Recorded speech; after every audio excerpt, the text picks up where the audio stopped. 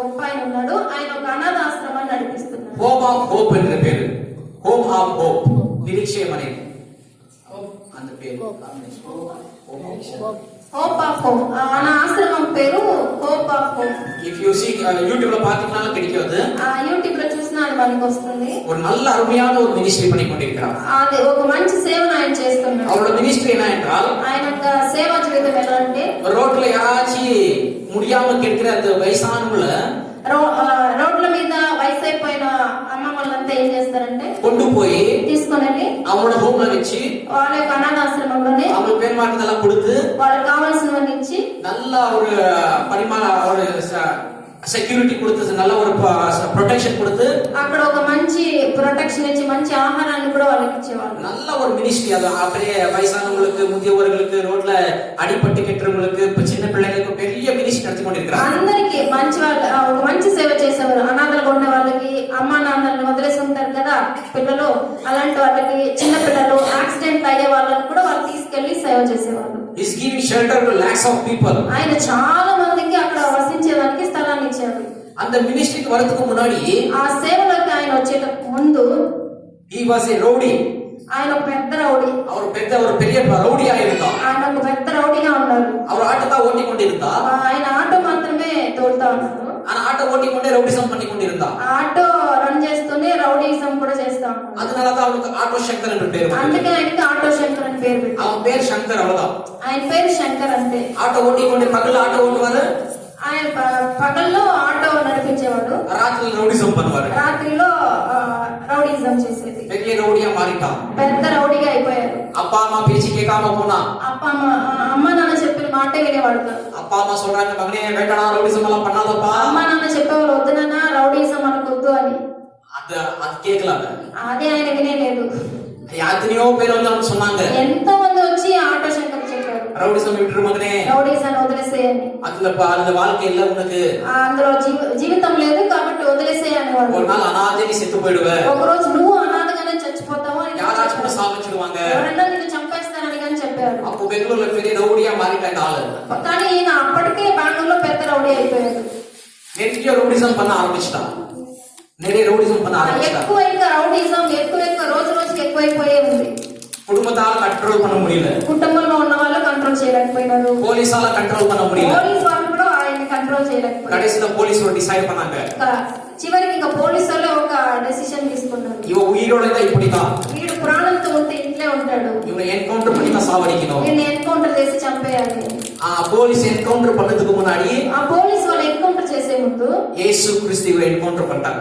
యేసయ్య ఏం చేసేసాడు, ఈ ఆటో శంకర్ ని ఎన్కౌంటర్ చేసేసాడు. இயேசு கிறிஸ்துவின் హృదయத்துல பேசினாங்க. యేసుక్రీస్తు ఎప్పుడైతే ఈ ఆటో శంకర్ యొక్క హృదయంలో ప్రవేశించారో, இயேசு கிறிஸ்துவை ஏத்துக்கொண்டாரு. యేసుక్రీస్తుని ఆయన స్వీకరించాడు. அவங்களை யாராலே கண்ட்ரோல் பண்ண முடியல, ఆయన్ని ఎవరు కంట్రోల్ చేయలేకపోయినారు. ஆனா இயேசு கிறிஸ்து வந்த பிறகு కానీ యేసయ్యను ఆయన స్వీకరించాడు. அவரோட வாழ்க்கை மாறிவிட்டது. ఆయన యొక్క జీవితమే మారిపోయింది. அவன் ரவுடிசம் விட்டாச்சு, రౌడీజాన్ని వదిలేశాడు, கெட்ட விலங்குகளை விட்டாச்சு, చెడ్డ పనులు మానేశాడు. இயேசு கிறிஸ்துவுக்காக வாழ ஆரம்பிச்சிட்டான். యేసుక్రీస్తు కోసం జీవించడానికి తన జీవితాన్ని ఆరంభించాడు. இயேசு கிறிஸ்துவுக்காக வாழ்றதுக்காக நான் ஏதாச்சும் பண்ணணும், యేసయ్య కోసం జీవించడానికి నేను ఏమైనా చేయాలి అని, அதுக்காக இவர் என்ன செஞ்சார் தெரியுமா? దానికోసం ఆయన ఏం చేశాడు తెలుసా? ஆட்டோல போகும்பொழுது வரும்பொழுது ఆటోలో వెళ్ళేటప్పుడు వచ్చినప్పుడు யாராச்சும் பார்த்தா ரோட்ல ఎవరినైనా రోడ్లో చూసినప్పుడు அவங்கள கூப்பிட்டு வந்து வளர்க்க ஆரம்பிச்சிட்டாங்க. వాళ్ళని తీసుకొచ్చి வளர்க்க ஆரம்பிச்சாங்க. వాళ్ళనే పెంచడానికి ఆరంభించారు. ஒரு பெரிய ஹோப் ஆஃப் ஹோம்ல கட்டி கொண்டிருக்காங்க. ఇప్పుడు ఆశ్రమం హోప్ ఆఫ్ హోమ్ అనే ఆశ్రమం పెద్దదైపోయింది. பாருங்க, చూడండి, இயேசு கிறிஸ்து வந்தா எப்படி மாறணும், యేసుక్రీస్తు ఒకరి జీవితంలోకి వచ్చినప్పుడు ఎలా మన జీవితాలు మారిపోతాయి. அதனால யோசிக்காத, என்ன மனுஷனை யாரால மாத்த முடியாது என்று, ஒரு மனுஷன் யாரால மாத்த முடியாது என்று కాబట్టి யோசிக்காத. మనం ఆలోచించాలి, ఒక మనిషిని ఎవరు మనం మార్చలేము. அவனுக்காக ஜெபிங்க, వాళ్ళ కోసం మనం ప్రార్థించాలి. உங்க ஹஸ்பண்டுக்காக ஜெபிங்க, మీ యొక్క భర్త కోసం నువ్వు ప్రార్థించాలి, உங்க பிள்ளைக்காக ஜெபிங்க, మీ యొక్క పిల్లల కోసం మీరు உங்க ప్రార్థించాలి, சொந்தக்காரங்களுக்காக ஜெபிங்க. మీ యొక్క బంధువుల కోసం మీరు ஒரு ప్రార్థించాలి. நாள் ఒక రోజు இயேசு கிறிஸ்து அவனை மாத்துவான். ఖచ్చితంగా యేసయ్య వాళ్ళని మార్చేస్తారు. హల్లెలూయా. హల్లెలూయా. மூணு காரியங்கள் பார்த்தோம். 3 కార్యాలు మనం చూసాము. முதலாவது காரியம், మొదటి కార్యము, இவன் சமாதியில வாசம் செஞ்சு கொண்டிருந்தான். సమాధుల్లో వాసం ఉన్నాడు. ஆனா இயேசு கிறிஸ்து வந்த பிறகு కానీ యేసుక్రీస్తు వచ్చినప్పుడు சமாதியிலிருந்து வெளியே வந்தான். సమాధి నుంచి బయటకు వచ్చేసాడు. இரண்டாவது காரியம், రెండవ அநேக சரப்பணியால் கட்டப்பட்டிருந்தான். ఆయన అనేక సంఖ్యలతో కట్టబడి ఉన్నాడు. இயேசு கிறிஸ்து வந்த பிறகு యేసుక్రీస్తు వచ్చినప్పుడు அந்த சரப்பணியிலிருந்து விடுதலை ఆ கிடைத்தது. సంఖ్యల నుంచి వాడు విడుదల పొందాడు. மூன்றாவது காரியம், మూడవదిగా இவனை யாரால கண்ட்ரோல் பண்ண முடியல. ఎవ్వరు కంట్రోల్ చేయలేకపోయారు. ஆனா இயேசு கிறிஸ்து வந்த பிறகு కానీ యేసుక్రీస్తు వచ్చినప్పుడు இவனை கண்ட்ரோல் பண்ணினார். వీడిని కంట్రోల్ చేయగలిగాడు. நாலாவது காரியம், నాలుగవదిగా 6வது வசனம் படிங்க. 6వ వాక్యం చూద్దాం. వాడు దూరము నుండి యేసును చూచి పరిగెత్తుకొని వచ్చి ఆయనకు నమస్కారం చేసి, యేసు సర్వోన్నతుడైన దేవుని కుమారుడా. போதும். 6வது வசனம், அவன் தூரத்திலிருந்து இயேசுவை பார்த்தான். వాడు దూరం నుంచి యేసుని చూచాడు. இயேசுவை பார்த்த உடனே என்ன பண்ணான்? యేసుని చూచిన వెంటనే ఏం చేశాడు? ఏం చేసినాడు? నమస్కారం చేశాడు. బలి నమస్కారం చేయలేదు, ఓడి పోనా యేసు కింద. జస్ట్ ఊరికే నమస్కారం చేయలేదు, పరిగెత్తుకుని నమస్కారం చేశాడు. యేసుவோட యేసు இடத்துக்கு ஓடி போனா. యేసు ఉన్న చోటికి పరిగెత్తుకుని వెళ్ళాడు. ఇతర నాள் ఇన్ని రోజులు இவனை பார்த்து எல்லாம் ஓடி போயிட்டு இருந்தாங்க. వీడిని చూసి అందరూ పరిగెత్తుకుని పోతారు. இன்னைக்கு కానీ ఈ రోజు యేసుவை பார்த்து இவன் ஓடி வரா. యేసయ్య చూసి ఈయన పరిగెత్తుకుని వస్తున్నాడు. హల్లెలూయా, హల్లెలూయా, హల్లెలూయా, హల్లెలూయా. உன் பிரச்சனைக்கெல்லாம் தீர்வு, నీ యొక్క సమస్యలన్నీ తీరిపోయినప్పుడు you have to run to Jesus. తీరిపోయిన తర్వాత యేసయ్య దగ్గరికి మనం పరిగెత్తుకుని వెళ్ళాలి. యేసు கிறிஸ்துவோட ஓடணும். యేసయ్య వెంటనే మన వెంబడి మనం వెళ్తూ ఉండాలి. இன்னைக்கு எத்தனை பேர் எங்கேயோ ஓடிக்கொண்டிருக்கிறாங்க. ఈ రోజు ఎంతో మంది అట్లా పరిగెత్తిస్తూ ఉన్నారు. சில பேர் மெக்கா மதீனாக்கு ஓடிக்கொண்டிருக்கிறாங்க. కొంతమంది లంకా మదీనా మసీదుకి சில వెళ్తున్నారు. பேர் ஐயப்பா டெம்பிளுக்கு ஓடிக்கொண்டிருக்கிறாங்க. కొంతమంది అయ్యప్ప టెంపుల్ కి వెళ్తున్నారు. அங்க ஓடுறாங்க, இங்க ஓடுறாங்க. అక్కడ పోతున్నారు, ఇక్కడ వెళ్తున్నారు. எங்க ஓடினாலும் முடியாது. ఎక్కడికి పరుగులు తీసినా కుదరదు. இயேசு கிறிஸ்துக்கு தான் ஓடணும். యేసుక్రీస్తు దగ్గరికి హల్లెలూయా. హల్లెలూయా. இந்த மனிதன் இயேசு இருக்கிற இடத்துக்கு ஓடி வந்தான். మనం యేసయ్య ఉన్న చోటికి పరిగెత్తుకుని వచ్చినప్పుడు இன்னைக்கு சபைக்கு நம்ம ஓடி வரோமா, இது அர்த்தம் வரும். ఈ సభకి వచ్చినప్పుడు మీరు నడుచుకొని వస్తారా, పరిగెత్తుకొని వస్తారా? சபைக்கு வரும் பொழுது சந்தோஷமா ஓடி வரணும். సభకి వచ్చే ఆలయానికి వచ్చినప్పుడు సంతోషంతో పరుగులు తీస్తూ நான் రావాలి. தேவனை ஆராதனை செய்கிறேன், இயேசுவை பார்க்க போகிறேன், ஓடி வரணும். ఎందుకంటే నేను యేసయ్యను ఆరాధిస్తాను, యేసయ్యను చూడాలని పరిగెత్తుకుని రావాలి. உதாசீனமா வரக்கூடாது. మనం లాస్ట్ లో వచ్చే వాళ్ళగా ఉండకూడదు, ఆలస్యంగా. 10 மணிக்கு ஆராதனை 11 மணிக்கு வரக்கூடாது. 10 గంటలకు ఆరాధన అంటే 11 గంటలకు రాకూడదు. 10 மணிக்கு இன்டர்வியூ நான் எவ்வளவு மணிக்கு போறீங்க? 10 గంటలకు ఇంటర్వ్యూ ఉందంటే ఎన్ని గంటలకు వెళ్తాము? 9:30కి వెళ్తారు. 9:30, అర్ధ గంట ముందే వెళ్ళిపోతారు. 10 గంటకి ట్రైన్ అంటే ఎంత గంటకి వెళ్తారు? 10 గంటలకు ట్రైన్ ఉందంటే ఎన్ని గంటలకు వెళ్తారు? இன்னும் 5 நிமிஷம் முன்னாடியே போலாம். 5 నిమిషాల ముందే వెళ్తారు. ஏன்னா ட்ரெயின் மிஸ் ஆச்சுனா, ఎందుకంటే ట్రైన్ మిస్ అయిపోతే 10 மணிக்கு ఫ్లైట్ అన్న எவ்வளவு மணிக்கு போணும்? 10 గంటలకు ట్రైన్ ఉందంటే ఎన్ని గంటలకు వెళ్ళాలి? 9:30. 11 மணிக்கு வந்தாங்க. 11 గంటలకు వెళ్తే அதே போலதான். అదే విధంగానే 10 மணிக்கு ஆராதனை இருக்குது. 10 గంటలకి ఆరాధన ఉందంటే 9:30 மணிக்கெல்லாம் வந்து நம்ம பிரேயர் பண்ணி கொண்டிருக்கிறோம். 9:30 ఇక్కడ వచ్చి మీరు ప్రార్థన చేస్తూ ఉంటారు. 9:30க்கெல்லாம் வந்து ஸ்தோத்திரம் பண்ணி கொண்டிருக்கிறோம். 9 గంటలకంతా ఇక్కడ వచ్చి మీరు స్తోత్రాలు చెల్లిస్తూ ఉంటారు. 11 மணிக்கு போற நடக்குது. 11 గంటలకు వెళ్దామని రాకూడదు. 12 மணிக்கு போனாலும் நடக்கிறது. 12 గంటలకు వెళ్దామని అని రాకూడదు. Don't neglect. దేవుని యొక్క ఆలయాన్ని మనము అశ్రద్ధ చేయకూడదు. దేవుని సన్నిధానానికి ఓడి ఓడి வரணும். హల్లెలూయా. సన్నిధానానికి పరుగులు తీసుకుంటూ రావాలి. ஜெபம் பண்றதுக்காக ஓடி வரணும். దేవుని యొక్క సన్నిధానంలో ప్రార్థించడానికి, దేవుని ఆరాధన செய்யறதுக்காக ஓடி வரணும். దేవుని ఆరాధించడానికి పరుగులు తీసుకుంటూ రావాలి. இயேசுவை பார்க்கிறதுக்காக ஓடி வரணும். యేసయ్యను చూడడానికి పరుగులు తీస్తూ రావాలి. இந்த மனிதன் இயேசுவை பார்த்த உடனே ஓடி போய் அவர் முன்னாடி அண்டாவிட்டான். ఈ మనుషులు దేవుని యేసయ్యను చూసిన వెంటనే పరుగులు తీస్తూ వస్తున్నాడు. హల్లెలూయా, హల్లెలూయా, హల్లెలూయా, హల్లెలూయా. సో నెక్స్ట్ వీక్ ல வந்து சீக்கிரம் வாங்க. నెక్స్ట్ ఇంకొక ఆదివారము తొందరగా వచ్చేయాలి. எல்லாம் செய்ய முடிச்சிடுங்க. చేయాల్సిన పనులంతా తొందరగా ఇంట్లో అన్ని ఫినిష్ చేసేయండి. 10 மணிக்கு ஆராதனை சொன்னா 10 గంటలకు ఆరాధన అంటే 9 மணி 9:30 10 மணிக்குள்ள வந்துருங்க. 10 గంటల లోపల 9:30 ஆயத்தப்படுத்துங்க. உங்களுடைய இதயத்தை ஆயத்தப்படுத்துங்க. హృదయాన్ని మీరు దేవుని కోసం సిద్ధపరచాలి. அப்போதான் தேவன் உங்களை பார்த்து பிரியப்படுவார். అప్పుడు దేవుడు మిమ్మల్ని చూసి సంతోషిస్తాడు. దేవుని ఆలయానికి వర నామ ఉదాసీనం பண்ணா, దేవుని యొక్క ఆలయాన్ని మనం అశ్రద్ధ చేస్తే దేవుడు நம்மள ఉదాసీనం பண்ணிடுவார். దేవుడు కూడా మనల్ని పక్కన పెట్టేస్తాడు. Hallelujah, hallelujah, hallelujah, hallelujah. Praise the Lord. Praise the Lord. எத்தனை காரியம் பார்த்தோம்? ఎన్ని విషయాలు చూసాం మనము? முதலாவதாக మొదటిగా சமாதியிலிருந்து సమాధి నుంచి விடுதலை கிடைத்தது. విడుదల పొందుకున్నాడు. సారీ, సమాధిயிலிருந்து జీవన్ கிடைத்தது. సమాధిயிலிருந்து సమాధిలో ఉన్న వాడికి జీవన్ கிடைத்தது. జీవాన్ని పొందుకున్నాడు. இரண்டாவது சரப்பணியிலிருந்து సంఖ్యల నుంచి விடுதலை கிடைத்தது. విడుదల పొందుకున్నాడు. மூன்றாவது அவன் யாராலே கண்ட்ரோல் பண்ண వాడిని ఎవ్వరు కంట్రోల్ చేయలేకపోయినారు. முடியாதவா முடியாதவனா இருந்தா ఎవ్వరి వల్ల కంట్రోల్ చేయలేని వాడే ఉన్నాడు. இயேசு அவனை கண்ட்ரோல் కానీ பண்ணார். యేసయ్య వాడిని నడిపించేశాడు. நாலாவது காரியம், నాలుగవదిగా இயேசுவை பார்த்த உடனே యేసయ్య చూసిన వెంటనే ఏం చేశాడు? ఏం చేశాడు? ஓடி வந்து அண்டாவிந்தா. పరగెత్తుకొని వచ్చి నమస్కారం చేశాడు. அஞ்சாவது காரியம், ఐదవదిగా 14வது வசனம், சரி 15வது வசனம் படிங்க. జనులు జరిగినది చూడవెళ్ళి యేసు వద్దకు వచ్చి సేనాల దయ్యములు పట్టినవాడు బట్టలు ధరించుకొని கவனி, స్వస్థ చిత్తుడై కూర్చున్నట్టు చూచి భయపడింది. ஏன் என்ன போட்டு கொண்டிருக்கிறாங்க? ఇప్పుడు ఎట్లా కూర్చో ఉన్నాడు ఆ దయ్యం పట్టినవాడు? మంచి బట్టలు వేసుకుని. மஞ்சி பட இத்தனை நாள் துணியே போடாம வாழ்ந்து ఇన్ని கொண்டிருக்கிறான். రోజులు ఆయన బట్టలే వేసుకోలేదు. துணி என்ன எல்லாமே தெரியாது உனக்கு. బట్టలు అంటేనే ఏమని తెలియదు. அவ ஒரு நேக்கட் பர்சனா இருந்தா. అట్లే దిగంబరిగా ఉన్నాడు బట్టలు ఏం లేకుండా. இயேசு இல்லாம ஒரு நேக்கடா இருந்தான் அவன். యేసు లేకుండా వాడి యొక్క జీవితం ఒక నగ్నంగా ఉంది, దిగంబరిగా ఉన్నాడు. இன்னைக்கு இயேசு கிறிஸ்து நமக்கு ஒரு வஸ்திரத்தை தந்திருக்கிறார். ఇప్పుడు యేసే మనకు ఒక వస్త్రాన్ని ఇచ్చాడు, ఒక బట్టను ఇచ్చాడు. சிலுவையில் அவரோட வஸ்திரத்தை கிழிக்கப்பட்டது.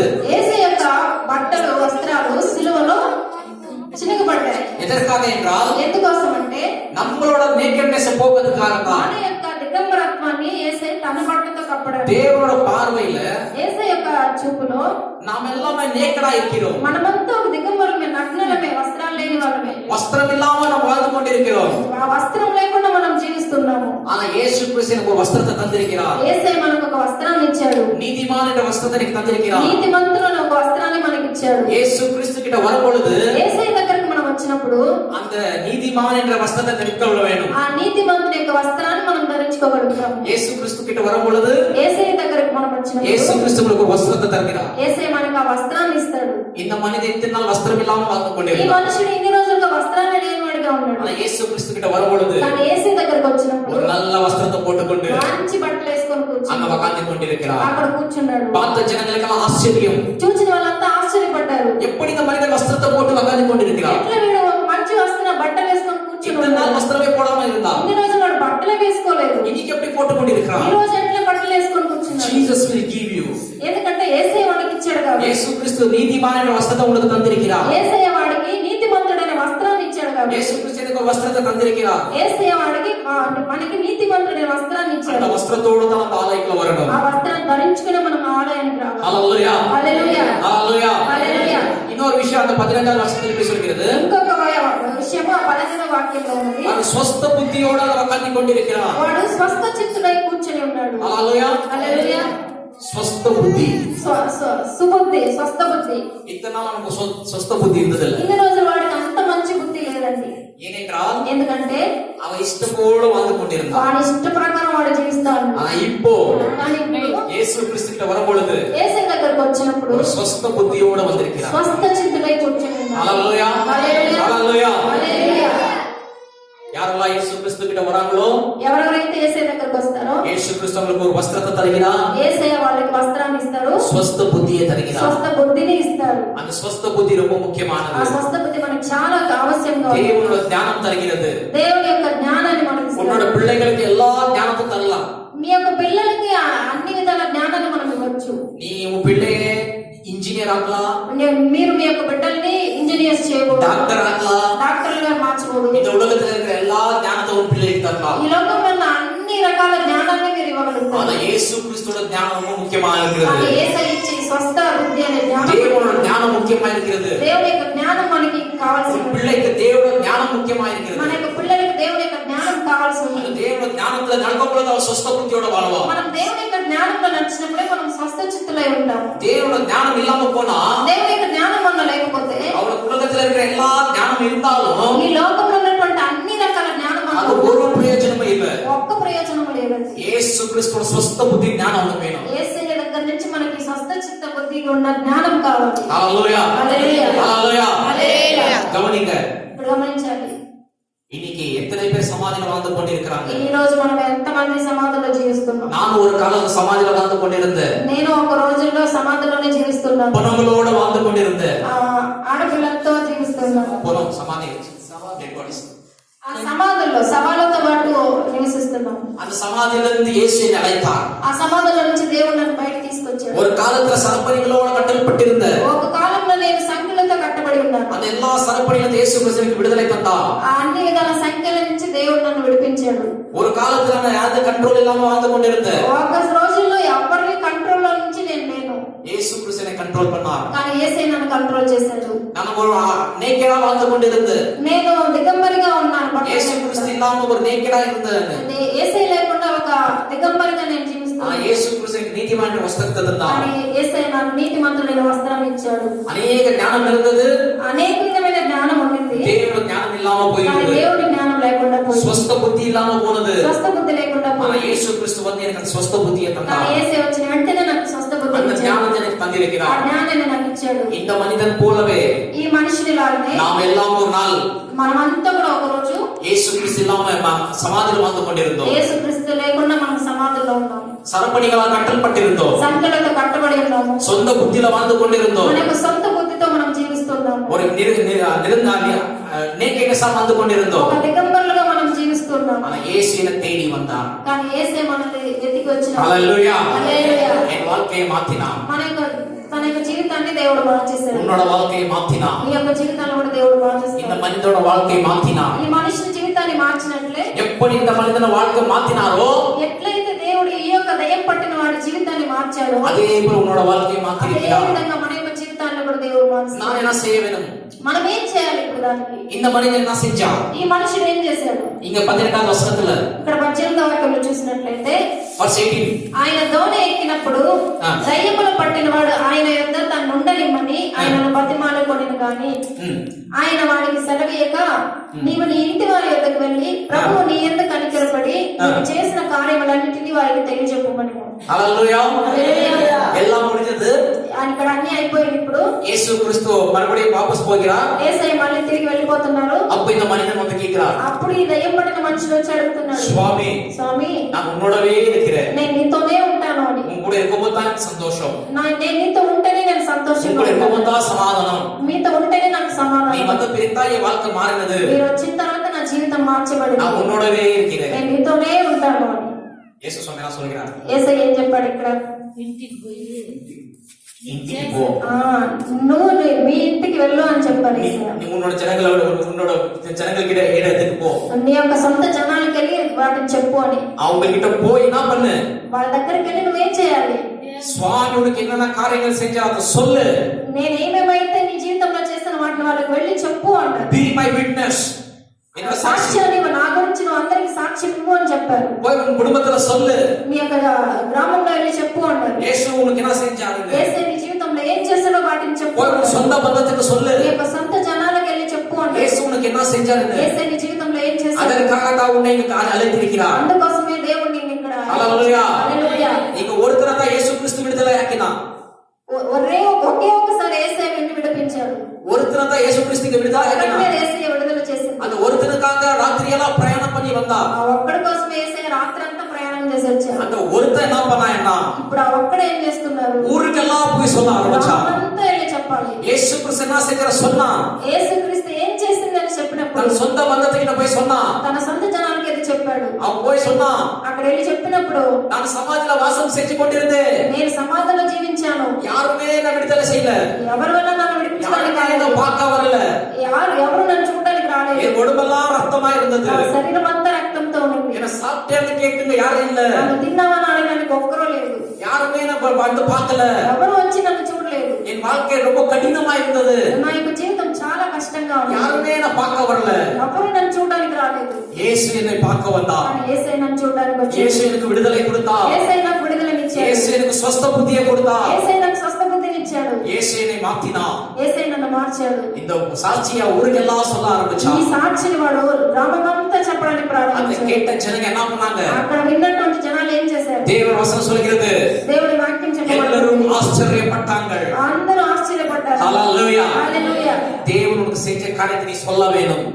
దేవుడు మన మీ యొక్క జీవితాల్లో చేసే మీరు చెప్పాలి. உன்னோட குடும்பத்துக்கு சொல்ல வேணும். మీ యొక్క కుటుంబానికి చెప్పాలి. உன்னோட ஜனங்களுக்கு சொல்ல வேணும். మీ యొక్క సొంత జనాలకు చెప్పాలి. ஜனங்க உங்களை பார்த்து ஆச்சரியப்பட வேணும். జనాలు మిమ్మల్ని చూసి ఆశ్చర్యపడాలి. హల్లెలూయా. హల్లెలూయా. இயேசு கிறிஸ்து வாழ்க்கையில் இருக்கும் பொழுது, యేసయ్య మన యొక్క జీవితంలోకి వచ్చినప్పుడు, தேவன் வாழ்க்கையில் செய்த காரியங்கள் பார்க்கும் பொழுது దేవుడు నీ యొక్క జీవితంలో చేసే కార్యాలను మీరు ஜனங்க చూసినప్పుడు ஆச்சரியப்படுவாங்க. జనాలు ఆశ్చర్యపడతారు. அநேக கேன்சர்கள் இன்னைக்கு குணமாகல. అనేక క్యాన్సర్ ఇప్పుడు నయం అవ్వలేదు. இயேசு கிறிஸ்து வந்தார்னா యేసుక్రీస్తు వచ్చినట్లయితే கேன்சர் குணமாகிறது. క్యాన్సర్ నయం అవుతుంది. ஜனங்க ஆச்சரியப்படுகிறாங்க. జనాలు ఆశ్చర్యపడతారు. அநேக ரோகங்கள் வாசமாகிறது. అనేక రోగాలు నయం ஜனங்க అవుతాయి. ஆச்சரியப்படுகிறாங்க. జనాలు இந்த ఆశ్చర్యపడుతున్నారు. சாட்சியை இந்த உலகத்துக்கு சார வேணும். ఈ సాక్ష్యం నువ్వు లోకానికి చెప్పాలి. அதற்காகத்தான் இயேசு உன்னை அழைத்திருக்கிறார். అందుకే దేవుడు మనల్ని ఇక్కడ పిలిచింది. நீ மட்டும் வந்துட்டு போனா பிரயோஜனம் இல்லை. నువ్వు మాత్రం వచ్చి వెళ్తే ప్రయోజనం లేదు. உன் குடும்பமும் வர வேணும். నీకు కుటుంబము రావాలి. உன் குடும்பம் இன்னும் சமாதியில் இருக்கிறது. నీకు కుటుంబం ఇంకా సమాధిలో ఉంటుంది. உன் குடும்பம் இன்னும் சரப்பலியா கட்டப்பட்டிருக்கிறது. నీకు కుటుంబం ఇంకా సంఖ్యలతో உன் కట్టబడి குடும்பம் இன்னும் కంట్రోల్కుள்ள வரல. మీ కుటుంబం ఇంకా దేవుని కంట్రోల్ உன் குடும்பம் இன்னும் இயேசு கிட்ட வரல. నీ కుటుంబం ఇంకా దేవుని దగ్గరికి உன் రాలేదు. குடும்பம் இன்னும் நேக்கடா இருக்கிறது. నీ యొక్క కుటుంబం ఇంకా దిగంబరులుగానే ఉంది. உன் குடும்ப ஸ்வஸ்த புத்தி இல்ல. నీ కుటుంబంలో స్వస్థ బుద్ధి లేదు. அவங்களுக்கு இயேசு பத்தி சொல்லி కానీ వాళ్ళకి యేసే గురించి మీరు చెప్పినప్పుడు, நீ கூப்பிட்டு வரணும். మీరు తీసుకొని వచ్చినప్పుడు, இயேசு கிட்ட வரும்பொழுது యేసే దగ్గరకు వచ్చినప్పుడు அவங்களோட வாழ்க்கை மாறும். వాళ్ళ యొక్క జీవితాన్ని మార్చబడుతుంది. హల్లెలూయా హల్లెలూయా హల్లెలూయా. హల్లెలూయా. ஜெபிக்கலாமா? మనం ప్రార్థిద్దాం.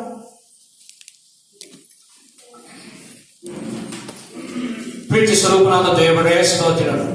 ప్రీతి ప్రేమల తండ్రి నీకు స్తోత్రాలు యేసయ్యా. తండ్రియాన దేవుడే తండ్రి అయిన దేవుడా, அப்பா சமாதியில இருந்த என்ன, అయ్యా సమాధిలో ఉన్న మమ్మల్ని, சமாதியில பொணங்களோடு வாழ்ந்து கொண்டிருந்த என்ன, సమాధుల్లో సవాల దగ్గర ఉన్న మమ్మల్ని, சமாதியில செத்த பொணங்களோடு வாழ்ந்து கொண்டிருந்த என்ன, సమాధిలో చచ్చిపోయిన సవాలతో ఉన్న அந்த சமாதியிலிருந்து வெளியாளித்திரீர் உமக்கு ஸ்தோத்திரம். మమ్మల్ని బయటికి తీసుకొచ్చినందుకే మీకు స్తోత్రం. சரப்பணிகளில் கட்டப்பட்டிருந்த என்ன, సంఖ్యలతో కట్టబడి ఉన్న మమ్మల్ని விடுதலை கொடுக்கிறே உமக்கு ஸ்தோத்திரம். నన్ను విడిపించినందుకే నీకు స్తోత్రాలు తండ్రి. ஒரு கண்ட்ரோல் இல்லாம வாழ்ந்து கொண்டிருந்த என்ன, ఈ ఒక్క కంట్రోల్ కూడా లేకుండా ఉన్న నన్ను என்னை கண்ட்ரோல் பண்ணிரே உமக்கு ஸ்தோத்திரம். కంట్రోల్ చేసి నడిపించినందుకే మీకు స్తోత్రం తండ్రి. வஸ்திரம் இல்லாம வாழ்ந்து கொண்டிருந்த என்ன, దిగంబరులుగా ఉన్న నన్ను, சொஸ்த புத்தி இல்லாம வாழ்ந்து கொண்டிருந்த என்ன, స్వస్థ బుద్ధి లేకుండా జీవిస్తున్న నన్ను நீர் தேடி வந்து మీరు వెతుకుతూ వచ్చి తండ్రి வஸ்திரத்தை தந்தீரே, మీ యొక్క వస్త్రాన్ని ఇచ్చారు తండ్రి. விடுதலை தந்தீரே, నాకు విడుదలనిచ్చారు తండ్రి. சொஸ்த புத்தியை தந்தீரே. స్వస్థ బుద్ధిని ఇచ్చారు తండ్రి. உமக்கு நன்றி சொல்கிறோம் அப்பா. మీకు స్తోత్రాలు యేసయ్యా. நீங்க வந்திருக்க ஒவ்வொரு பிள்ளைகளுக்காக ஸ்தோத்திரம். ఇక్కడ వచ్చిన ప్రతి ఒక్క బిడ్డ కోసం స్తోత్రాలు. இன்னும் யாரெல்லாம் இன்னும் சமாதியில வாழ்ந்து கொண்டிருக்கிறாங்களோ ఎవరెవరైతే ఇంకా సమాధిలో அவங்களுக்கு జీవిస్తున్నారో ஒரு விடுதலை தாரும் ஆண்டவரே. వాళ్ళకు విడుదలను మీరు దయచేయము తండ్రి. யாரெல்லாம் சரப்பணியால் கட்டப்பட்டிருக்கிறாங்களோ ఎవరెవరైతే సంఖ్యలతో కట్టబడి ఉన్నారో அவங்களுக்கு ஒரு விடுதலை தாரும் ஆண்டவரே. వాళ్ళకు విడుదలను దయచేయము తండ్రి. யாரெல்லாம் வஸ்திரம் போடாம இருக்கிறாங்களோ ఎవరెవరైతే వస్త్రాలు వేసుకోకుండా ఉన్నారో உங்களோட ரத்தத்தினால் அவங்களுக்கு வஸ்திரம் தாரும் మీ ஆண்டவரே. యొక్క రక్తం చేత వారికి వస్త్రాలను ఇవ్వవలసిన யாரெல்லாம் ஸ்வஸ்த புத்தி இல்லாம இருக்கிறாங்களோ ఎవరెవరైతే స్వస్థ బుద్ధి లేకుండా ఉన్నారో ஒரு ஸ்வஸ்த புத்தியை தாரும் ஆண்டவரே. వారికి స్వస్థ బుద్ధిని దయచేయము இங்க తండ్రి. இருக்கிற ஒவ்வொரு பிள்ளைகளை ஆசீர்வதியும். ఇక్కడ వచ్చిన ఒక్కొక్క బిడ్డని మీరు குடும்பத்துக்கு போய் சாட்சி சொல்ற பிள்ளைகளை மாற்றும் ஆண்டவரே. సాక్ష్యం చెప్పి బిడ్డలుగా మార్చండి తండ్రి. இந்த சபையை ஆசீர்வதியும் ఈ ஆண்டவரே. సభను మీరు ఆశీర్వదించము తండ్రి. சபைக்குள்ள வரும்பொழுது